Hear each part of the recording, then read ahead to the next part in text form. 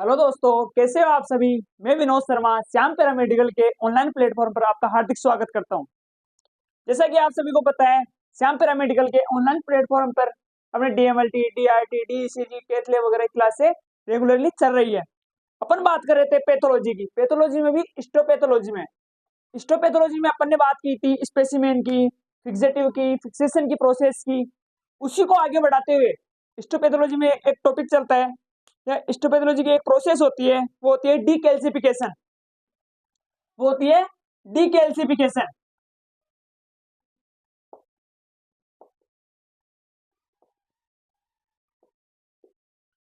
क्या होता है डीकैल्सिफिकेशन?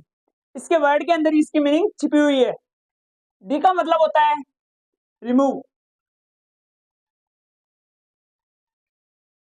कैल्सीफाई का मतलब होता है कैल्शियम, फिकेशन का मतलब होता है प्रोसेस। टिश्यू से कैल्शियम को जो रिमूव करने की प्रोसेस होती है उसको बोलते हैं अपन डीकैल्सिफिकेशन। अब इसको रिमूव करने की क्या जरूरत पड़ी? उसके लिए क्या होता है, कोई भी टिश्यू होता है, जैसे हार्ट टिश्यू हुआ, टीथ हुआ,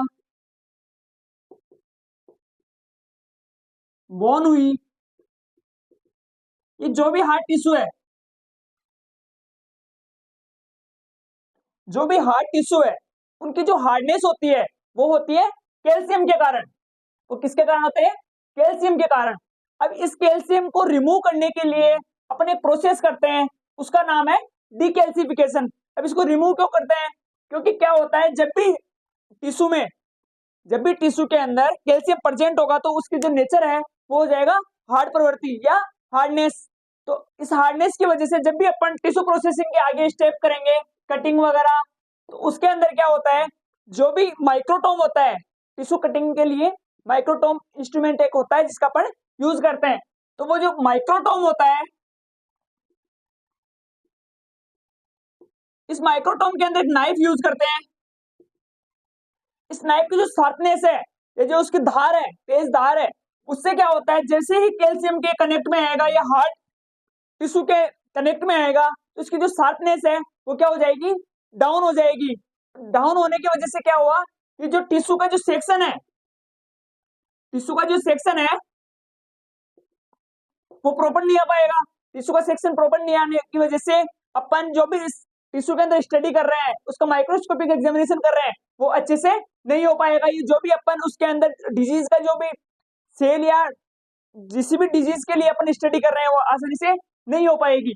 तो इस कैल्शियम को रिमूव करने के लिए या हार्डनेस टिश्यू को सॉफ्टनेस बनाने के लिए इस कैल्शियम को अपन रिमूव करते हैं। और ये जो रिमूव करने की जो प्रोसेस होती है वो होती है डीकैल्सिफिकेशन।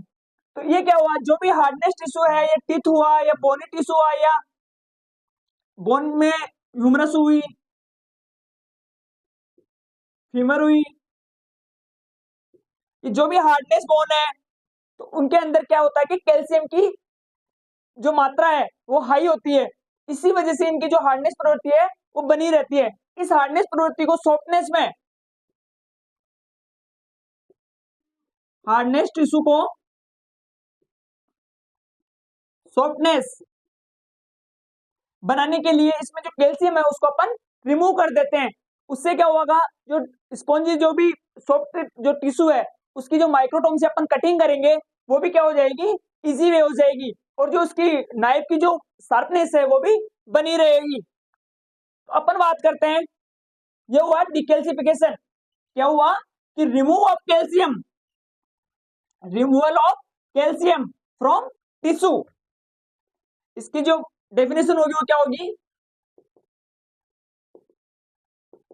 वो होगी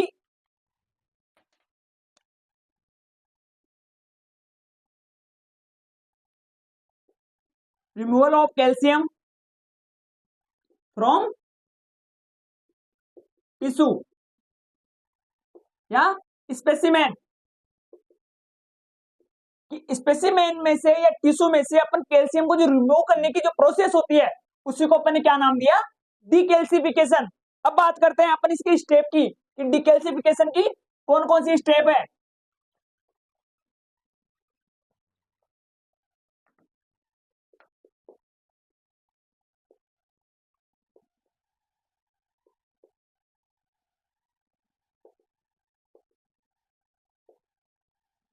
स्टेप ऑफ डिकैल्सिफिकेशन की कौन कौन सी स्टेप कंप्लीट करने के बाद में कंप्लीटली डिकैल्सिफिकेशन हो जाता है। तो इसके अंदर फर्स्ट आता है ग्रोसिंग। ग्रोसिंग ग्रोसिंग का मीनिंग क्या होता है? ग्रोस करना। ग्रोस किस चीज का करना? कि जो भी लार्ज टिश्यू आते हैं, जो भी इन्फेक्टेड पार्ट से, बॉडी के इन्फेक्टेड पार्ट से जो भी टिश्यू या स्पेसिमेन अपन लेते हैं, उनकी जो साइज होती है वो क्या होती है? लार्ज होती है। अब ये लार्ज है तो इसके अंदर से क्या होता है? जो भी लार्ज टिश्यू है, जो भी लार्ज टिश्यू है, इसकी क्या करते हैं अपन? ग्रोसिंग करते हैं।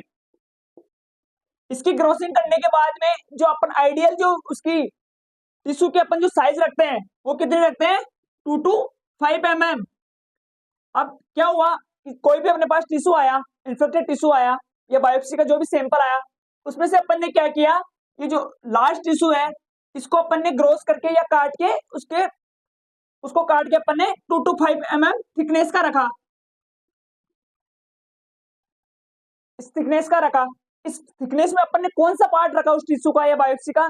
इसमें अपन ने वो पार्ट रखा जहां पे अपने को इन्फेक्टेड सेल या इन्फेक्टेड पार्ट उसका नजर आ रहा है। अपन नेक्ड आई से अपन ऑब्जर्वेशन करते हैं, उसके बाद में उसका जो भी इन्फेक्टेड पार्ट है, जो कंप्लीट बायोप्सी ली, कंप्लीट जो बायोप्सी है उसमें से जो इन्फेक्टेड पार्ट है,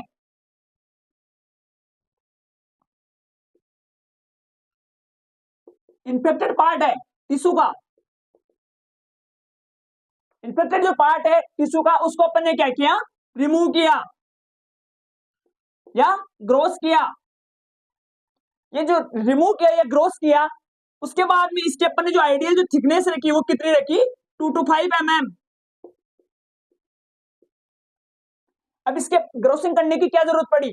इसकी ग्रोसिंग करने की ये जरूरत पड़ी जब भी ये जो लास्ट टिश्यू है इसकी डिकैल्सिफिकेशन तो इसका भी हो जाएगा, लेकिन जैसे ही अपन टिश्यू प्रोसेसिंग के आगे नेक्स्ट स्टेप करेंगे, अम्बेडिंग हुआ, उसके बाद में सेक्शन कटिंग हुआ, स्लाइड पे लिया, तो ये कंप्लीटली लास्ट टिश्यू आ नहीं सकता। इस वजह से इस लास्ट टिश्यू में से जो इन्फेक्टेड पार्ट है अपन उसको ग्रोस करते हैं। और वो ग्रोस कितना करते हैं? वो करते हैं 2 to 5 mm थिकनेस का। और इसके अंदर भी अपन ने कौन सा पार्ट लेंगे? जो इन्फेक्टेड पार्ट होगा। नेक्स्ट ऐसे अपन ऑब्जर्वेशन करते हैं, उसके बाद में अपन क्या करते हैं? उसका ग्रोस करते हैं। तो जो लार्ज टिश्यू है, लार्ज के अंदर जैसे फीमर बोन हो गई, ह्यूमरस बोन हो गई,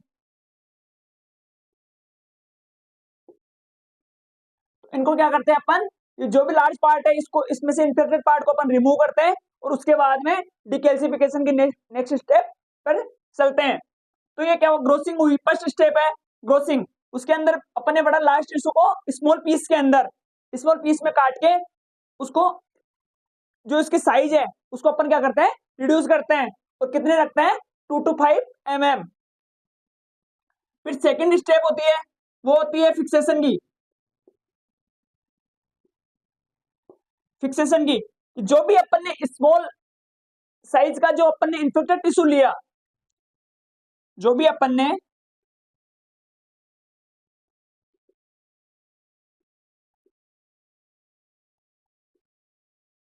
ने स्मॉल साइज का इन्फेक्टेड टिश्यू लिया या पीस लिया, उसको क्या करते हैं अपन? फिक्स करते हैं। किसमें फिक्स करते हैं? वो करते हैं 10% एनबीएफ में।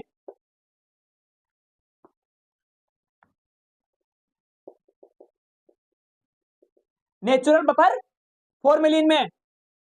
किसमें करते हैं? नेचुरल बफर फॉर्मेलिन में।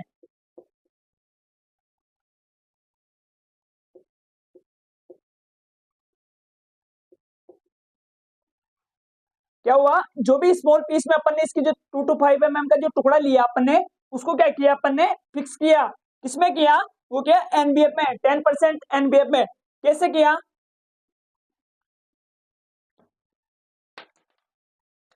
ये कंटेनर है,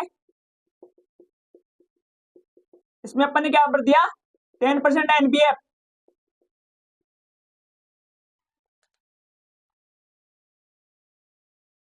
और ये क्या रहा, टिश्यू।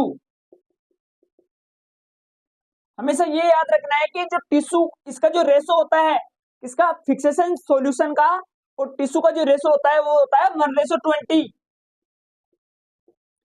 कि यदि 1 मात्रा के अंदर टिश्यू प्रेजेंट है तो उसका 20 गुना अपन क्या लेंगे, फिक्सेशन सॉल्यूशन। इसी की वजह से ये फिक्स हो पाएगा। उसके बाद में इसकी जो नेक्स्ट स्टेप है, फर्स्ट पढ़ी अपन ने ग्रोसिंग, सेकंड पढ़ी अपन ने फिक्सेशन, थर्ड वाली जो स्टेप है वो है न्यूट्रलाइजेशन। न्यूट्रलाइजेशन के पहले अपन पढ़ते हैं, इससे पहले आएगी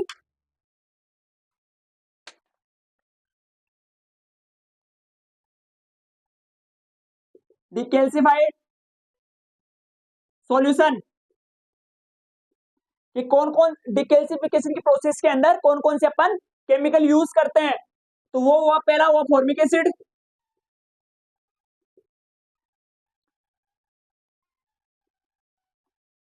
सेकंड हुआ नाइट्रिक एसिड,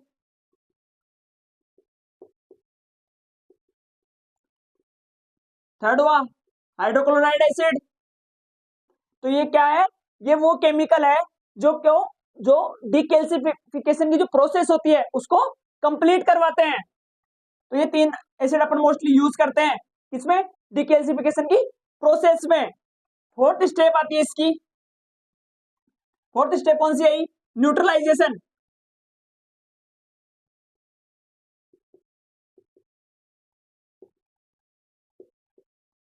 न्यूट्रलाइजेशन की स्टेप की क्यों जरूरत पड़ी, क्योंकि जब भी अपन इन्फेक्टेड पार्ट से जो टिश्यू लिया उसकी ग्रोसिंग करने के बाद में अपन ने formic acid, nitric acid, HCl के अंदर उसको रखा, तो उसके अंदर क्या हुआ, एसिड की कंसेंट्रेशन इंक्रीज हो गई।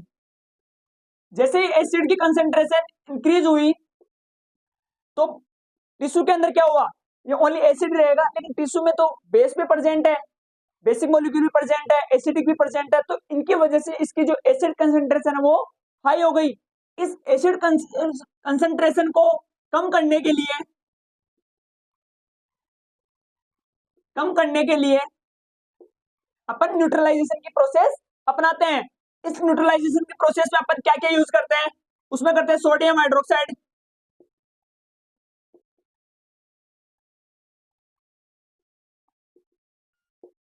एक करते हैं अमोनियम हाइड्रोक्साइड।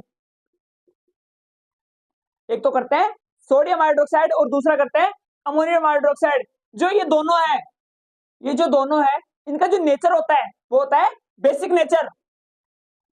इनका जो नेचर होता है वो होता है बेसिक नेचर। जैसे ही डिकैल्सिफाई सॉल्यूशन से अपन न्यूट्रलाइजेशन प्रोसेस किया, ये हुआ कंटेनर,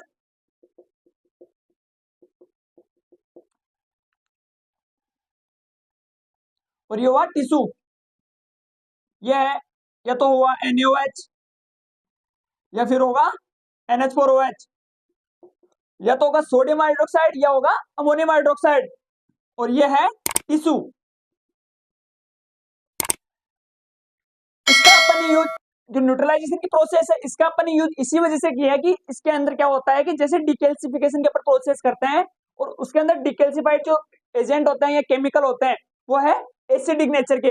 तो उन एसिडिक नेचर को अपन न्यूट्रलाइज करने के लिए, कि उसके अंदर एसिड भी प्रेजेंट है और बेस भी प्रेजेंट है, उस एसिडिक नेचर को कंट्रोल करने के लिए या न्यूट्रलाइज करने के लिए अपन 2 केमिकल का यूज करते हैं।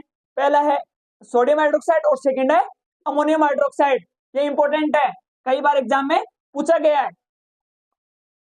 तो ये न्यूट्रलाइजेशन की प्रोसेस में क्या क्या यूज किया अपन ने, एक तो क्या सोडियम हाइड्रोक्साइड और एक क्या किया अमोनियम हाइड्रोक्साइड, इनका अपन यूज किया। उसके बाद में इसकी फिफ्थ स्टेप आती है, वो आती है वॉशिंग।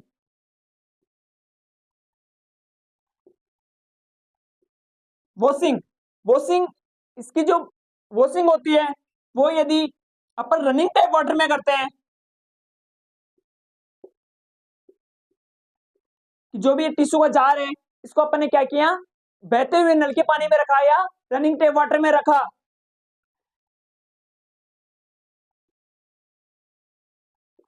नल के नीचे रख दिया उसके जार को। तो ये जो प्रोसेस होती है इसके अंदर टाइम लगता है 6 से 7 घंटे। यदि इसको रनिंग टे वाटर में रखेंगे तो वॉशिंग की जो प्रोसेस होगी उसमें कितना टाइम लगेगा, 6 से 7 आवर्स। और यदि ये कंप्लीटली 6 से 7 घंटे में कंप्लीट होती है, और यदि इसको कंटेनर में कैसे कि कंटेनर लिया और उसके अंदर इस टिश्यू के जार को अपन ने रख दिया, तो इस ये जो प्रोसेस होती है इसमें टाइम लगता है 12 आवर्स का। कोई भी जब भी अपन आगे स्टेनिंग की बात करेंगे तब भी या और अभी भी, जैसे भी अपन रनिंग टेप वाटर में क्यों करते हैं, रनिंग टेप वाटर में इस वजह से करते हैं क्योंकि उसकी प्रोसेस इमिडिएटली हो जाए, थोड़ा फास्ट हो जाए। लेकिन यदि अपन किसी भी सॉल्यूशन में रख देते हैं, उसको टिश्यू या जार को अपन रख देते हैं, तो उसकी जो प्रोसेस होती है वो धीरे धीरे होती है, स्लोली होती है। तो इस वजह से जो रनिंग टेप वाटर में जो प्रोसेस हो रही है वो तो हो रही है 6 से 7 घंटे में। और जो अपन कंटेनर लिया और इसमें टे वाटर भर दिया और इसके अंदर अपन ने टिश्यू का ये जार रख दिया, इसमें टिश्यू का जार रख दिया, इसको ओवरनाइट के लिए रख देते हैं अपन। इसको क्या करते हैं, ओवरनाइट के लिए इसमें रख देते हैं। जैसे ही ओवरनाइट हुई उसके बाद में वॉशिंग की प्रोसेस कंप्लीट हो जाती है, इसीलिए इसमें अपन को टाइम लगा 12 आवर्स। और जो रनिंग टे वाटर में रखा उसमें कितना लगा, 6 से 7 घंटे। तो ये क्या थी, डिकैल्सिफिकेशन की स्टेप थी। कौन कौन सी हुई, पहले हुई ग्रोसिंग। ग्रोसिंग क्यों करना पड़ा, ग्रोसिंग इस वजह से करना पड़ा क्योंकि जो भी लास्ट टिश्यू है उनकी आगे अम्बेडिंग, उसके बाद में उसकी सेक्शन कटिंग, उसकी स्लाइड के ऊपर जब अपन माउंट करते हैं उसके अंदर हर एक चीज के अंदर उसमें दिक्कत आती है। इसी वजह से उसको अपन ने क्या किया, जो भी लास्ट टिश्यू है उसकी अपन ने ग्रोसिंग की या उसका काटना स्टार्ट किया। और कितना काटा अपन ने काटा उसको 2 to 5 mm थिकनेस में।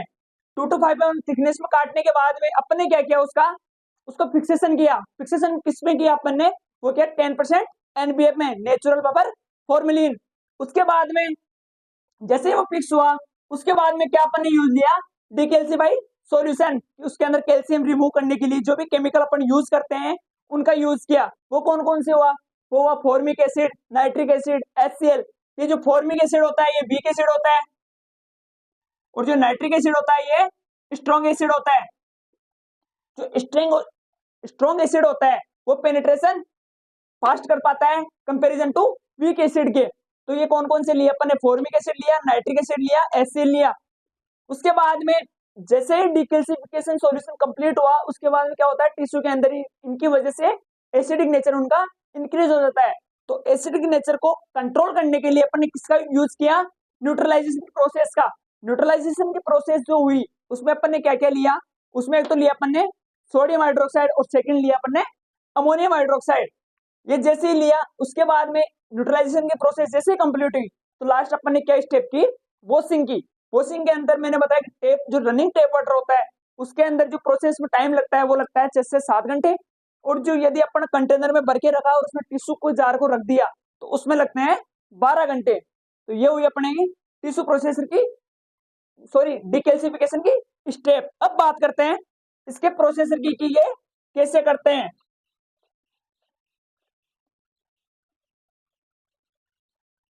अलग अलग स्टेप या अलग अलग मेथड से अपन डिकैल्सिफिकेशन की प्रोसेस कंप्लीट करते हैं।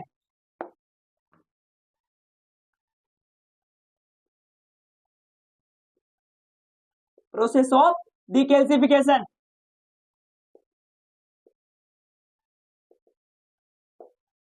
Process of decalcification. इसके अंदर जो अपन फर्स्ट बात करते हैं वो करते हैं एसिड डिकैल्सिफिकेशन की।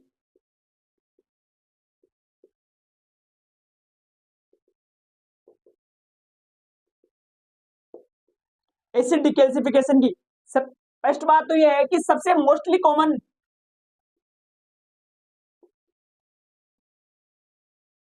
जो मोस्टली कॉमन यूज होता है डिकैल्सिफिकेशन की प्रोसेस का या मेथड का वो होता है एसिड डिकैल्सिफिकेशन। एसिड डिकैल्सिफिकेशन के अंदर कौन कौन से, ये 2 टाइप से होती है।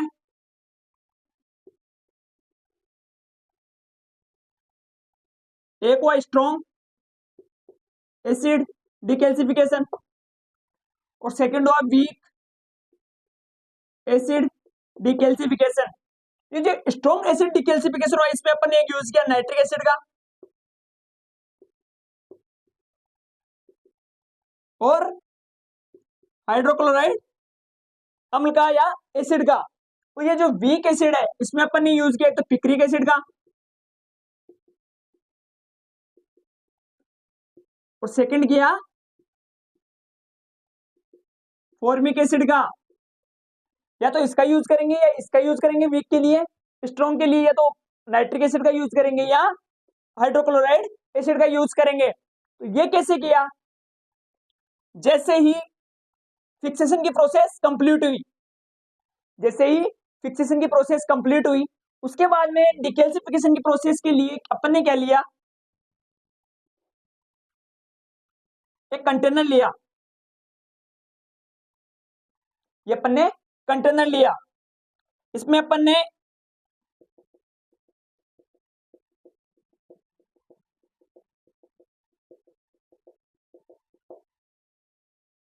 क्या भर दिया, अपन ने एसिड डिकैल्सिफाइड एजेंट, एसिड डिकैल्सिफाइड एजेंट या सॉल्यूशन। उसके बाद में अपन ने क्या किया, इसको जो टिश्यू लिया, जो टिश्यू का जार है वो इसमें अपने रख दिया। अब ये रख दिया, इसके बाद में क्या हुआ, इसकी जो प्रोसेस होती है इसमें रख दिया, टिश्यू को रख दिया और इसके अंदर एजेंट डाल दिया या सॉल्यूशन डाल दिया। तो ये क्या करता है, जैसे 7 से 8 दिन में, 7 से 8 दिन में जो भी इसमें इस टिश्यू में जो भी कैल्शियम प्रेजेंट है वो क्या हो जाता है, टिश्यू से रिमूव हो जाता है। वो क्या करता है कि कैल्शियम एसिड के साथ रिएक्शन करके वो टिश्यू से बाहर निकल जाता है। ये तो हुई इसकी प्रोसेस। और ये जो वीक एसिड है इसमें जो इसका जो प्रोसेस तो वही सेम है, इसमें जो जो होता है इसका जो रेशो होता है वो होता है 1:50 का, कि एक ml का जो टिश्यू है तो उसके लिए 50 गुना ज्यादा अपने को क्या लेना पड़ेगा, डिकैल्सिफाई सॉल्यूशन या डिकैल्सिफाई एजेंट। तो ये कंटेनर के अंदर 50 गुना इससे ये लिया, तो ये जो प्रोसेस हुई उसके अंदर अपने को टाइम कितना लगा, 7 से 8 दिन। और यही बात यदि अपन वीक एसिड की बात करते हैं तो इसमें कितने लगते हैं, 10 से 12 दिन। इसमें कितना टाइम लगा, 10 से 12 दिन। ये हुई अपने को एसिड डिकैल्सिफाइड डिकैल्सिफिकेशन की प्रोसेस। फर्स्ट जो मेथड है वो है एसिड डिकैल्सिफिकेशन। तो अपन ने पढ़ा उसमें एक तो स्ट्रॉन्ग एसिड और एक वीक एसिड। स्ट्रॉन्ग एसिड में मैंने बताया नाइट्रिक एसिड यूज करते हैं और HCl यूज करते हैं। इसके बाद में जो वीक एसिड है उसके अंदर एक पिक्रिक एसिड का यूज करते हैं और दूसरा फॉर्मिक एसिड का यूज करते हैं। दूसरी बात, जो ये जो जिन एसिड का यूज किया, जैसे 10% एसिड है, 10% एसिड है तो 90% जो लेंगे अपन वो लेंगे डिस्टिल वाटर। वो क्या लेंगे, डिस्टिल वाटर लेंगे। क्योंकि यदि स्ट्रॉन्ग एसिड के अंदर अपन ने डायरेक्ट टिश्यू को रख दिया, स्ट्रॉन्ग एसिड में यदि अपन ने डायरेक्ट टिश्यू को रख दिया तो वो क्या कर देगा, इसको रप्चर कर देगा, इसको रप्चर कर देगा, इसकी सेल वॉल को रप्चर कर देगा, या इमिडिएटली इसके अंदर पेनिट्रेट होने के बाद में क्या करेगा, इसकी सेल की मॉर्फोलॉजी को चेंज कर देगा। इसी वजह से इसका जो रेशो लेते हैं वो रहते हैं रेशो 9 में। यदि 10% अपन ने एसिड लिया तो 90% अपन क्या लेंगे, डिस्टिल वाटर यूज करेंगे। उसके बाद में जो सेकेंड प्रोसेस है वो है आयरन एक्सचेंजिंग मेथड या डिकैल्सिफिकेशन। कौन सी है, आयरन एक्सचेंज डिकैल्सिफिकेशन प्रोसेस।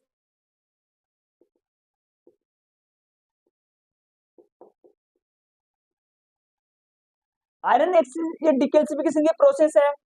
इसके अंदर क्या होता है, कंटेनर लिया और इसके अंदर क्या रखा अपन ने,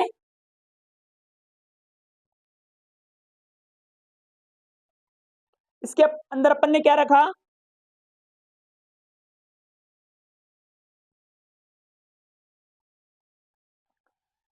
आयरन एक्सचेंज किया है। इसके अंदर अपन ने क्या लिया, अमोनियम साल्ट ऑफ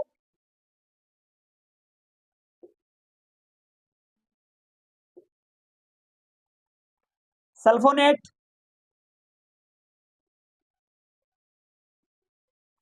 पॉलीस्टीरीन,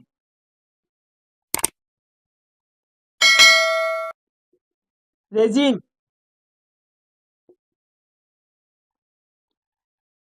ये जो आयरन एक्सचेंजिंग डिकैल्सिफिकेशन की जो प्रोसेस है इसमें अपन एक रेजिन का यूज करते हैं। ये रेजिन क्या करती है, ये रेजिन ये करती है कि इसके अंदर जैसे ही ये कंटेनर है, ये रेजिन है,